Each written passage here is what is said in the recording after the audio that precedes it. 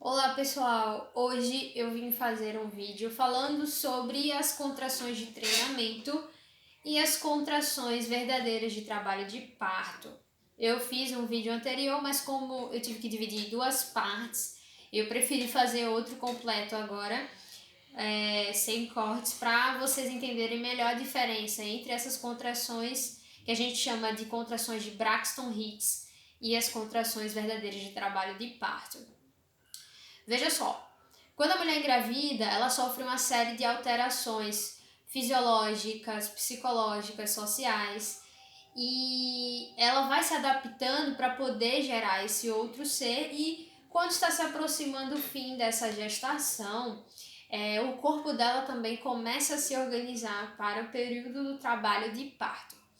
Então, gente, as contrações de treinamento geralmente acontecem no terceiro trimestre de gestação, tá? Em geral. Porém, nas mulheres que já tiveram filho, a que a gente chama de multípara, essas contrações de treinamento podem vir antes do terceiro trimestre, né? Pode vir no segundo trimestre ou um pouco antes disso.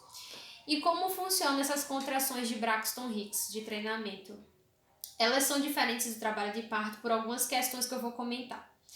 Primeira questão, as contrações de treinamento, elas não têm uma regularidade no ritmo dela, ou seja, ela tem as contrações, tá?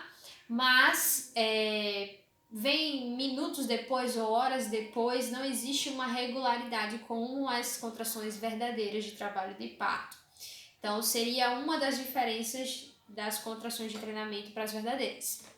Outra diferença é que as contrações de treinamento, geralmente elas vêm na região anterior da barriga, né?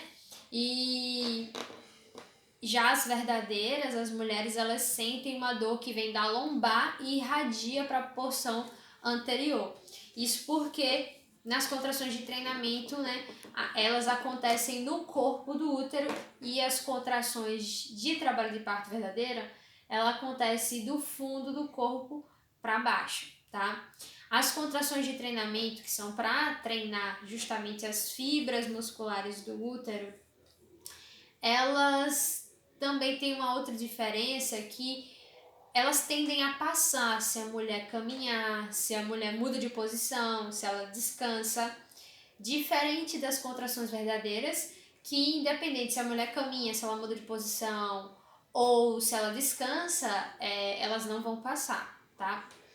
Então, as contrações verdadeiras em geral, elas não promovem o apagamento e a dilatação do colo, e já as verdadeiras de trabalho de parto, elas vão promover a dilatação. Sem contração não tem dilatação, tá certo?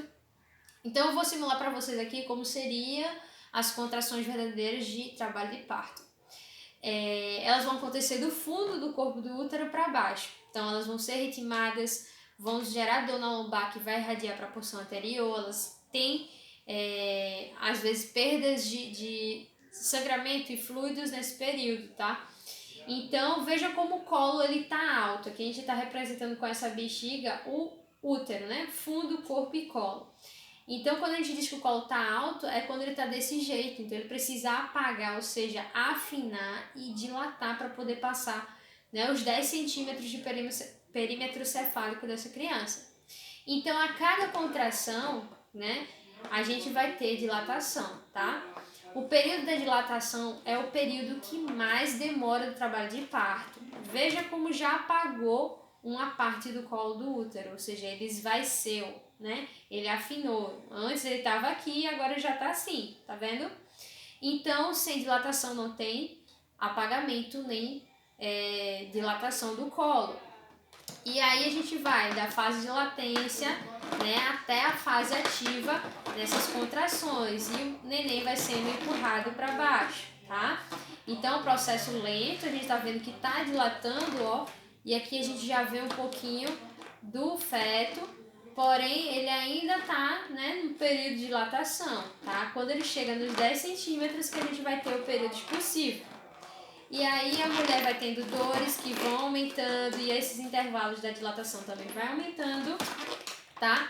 Até que essa mulher, ela consegue expulsar o feto, tá certo?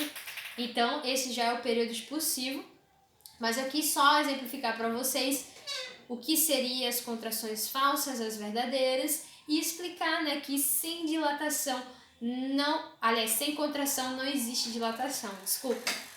Então, eu espero que vocês tenham gostado do vídeo. E como nunca eu peço, mas dessa vez eu vou lembrar, eu quero pedir para vocês que se gostaram do vídeo, deem o seu joinha, tá? Sigam, tá? Esse canal, aliás, se inscrevam. E tem as minhas redes sociais que também tem o meu nome, Milka Lorena, que vocês podem seguir, tá? E tirar as dúvidas de vocês. E qualquer sugestão de vídeo vocês podem estar comentando que a gente vai estar trazendo outras novidades para vocês sobre enfermagem, não necessariamente de obstetrícia, mas os temas que mais interessam a vocês, tá certo? Beijo, tchau!